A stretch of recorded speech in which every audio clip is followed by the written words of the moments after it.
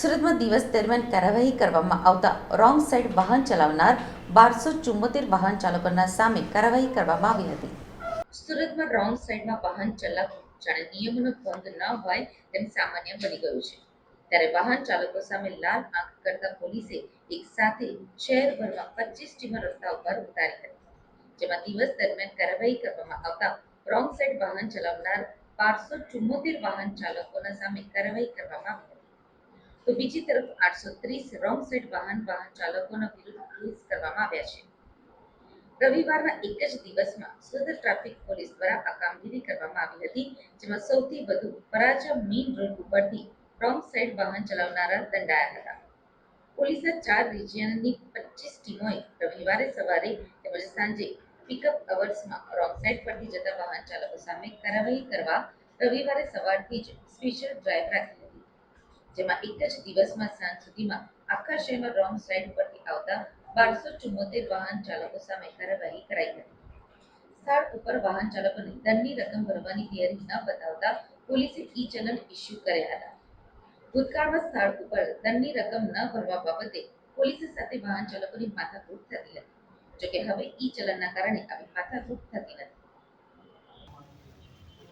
આજે DCP traffic સાહેબ તરફથી રોંગ પાર્કિંગની ડ્રાઈવ આપવામાં આવી છે. કારણ કે ઘણી વખત આપણે જોઈએ છીએ કે રોંગ પાર્કિંગમાં એક વાહન પડેલું હોય છે, બીજા 50થી 100 વાહનના ટ્રાફિકનો ટાઈમ ખરાબ કરતા હોય છે.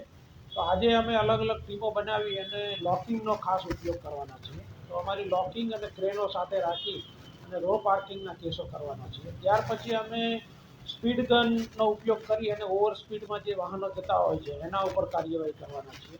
ત્યાર પછી અમુક ડીસીપી ટ્રાફિક સાહેબે એક વિસ્તાર નક્કી કરેલા છે, 2-3 વિસ્તાર, જે નવસારી બજાર છે, માન દરવાજા છે, આ ટાઈપના. તો ત્યાં અમારી સંયુક્ત ટીમો કામ કરી અને જે અમુક ઘણા લાંબા ટાઈમથી જે વાહનો પડ્યા રહે છે અને જેના કારણે રસ્તા ઘણા બધા સાંકડા થઈ ગયા છે, તો આવા રસ્તાઓ ઉપર હ્યુજ એન્ફોર્સમેન્ટ કરી અને રસ્તાઓ ખુલ્લા કરવાનું આયોજન કરવામાં આવ્યું છે. અત્યાર સુધીમાં કેટલા ઉપર કાર્યવાહી કરવામાં આવી છે? અત્યાર સુધીમાં ગઈકાલે 1415 વાહન ચાલકો વિરુદ્ધમાં કાર્યવાહી કરવામાં આવી છે. લોકોને શું અપીલ, શું સંદેશ પાઠવવામાં આવશે? લોકો તરફથી સામાન્ય રીતે પકડવામાં આવે એટલે કે સાહેબ હું નજીકમાંથી જ આવેલો છું, હું ઇમરજન્સીમાં છું, હું દવાખાને જઈ રહ્યો છું.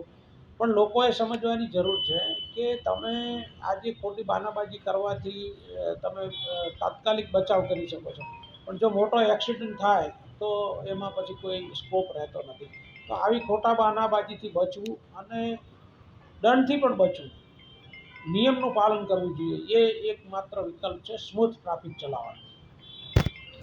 જે રોંગ સાઈડમાં આવતા હોય એ કેટલું ઘાતકી હોય છે અને લોકો માટે કઈ રીતની સમજણ પૂરી પાડવામાં? એવું કહેવાય છે કે રોંગ સાઈડમાં જતી વ્યક્તિ પોતાને અથવા તો નિર્દોષ વ્યક્તિને કોઈ ચાન્સ જ આપતી નથી બચવા માટે, એવું કહી શકે.